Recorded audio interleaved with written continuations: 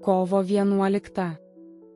Todėl ir mes, tokio didelio liudytojų debesies apsupti, nusimesdami viską, kas apsunkina, ir lengvai į pinkles įviliojančią nuodėmę, ištvermingai bėkime mums paskirtose lenktynėse.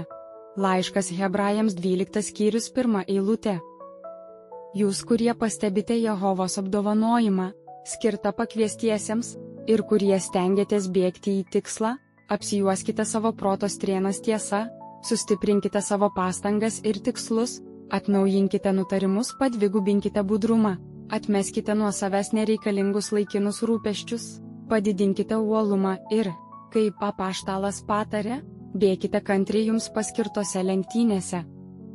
Bėkite ne kaip tas, kuris vien tik judina orą, bet kaip tas, kuris turi prieš save tikslą, ir yra karštai pasiryžęs padaryti tikrų savo pašaukimą ir išrinkimą.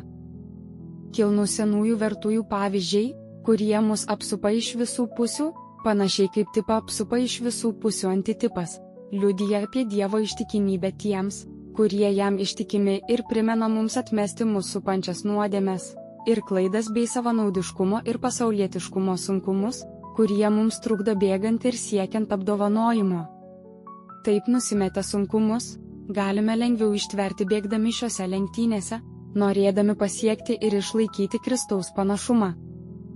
Klausimai: ką šią savaitę dariau su savo sunkumais, ar atmečiau slegiančias mane nuodėmes, ir kaip bėgau prie apdovanojimo?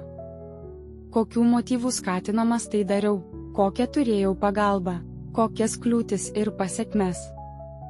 Todėl ir mes, tokio didelio liudytojų debesies apsupti, nusimesdami viską, kas apsunkina, ir lengvai į pinkles įviliojančią nuodėmę, ištvermingai bėkime mums paskirtose lenktynėse. Laiškas Hebrajams 12 skyrius 1 eilutė.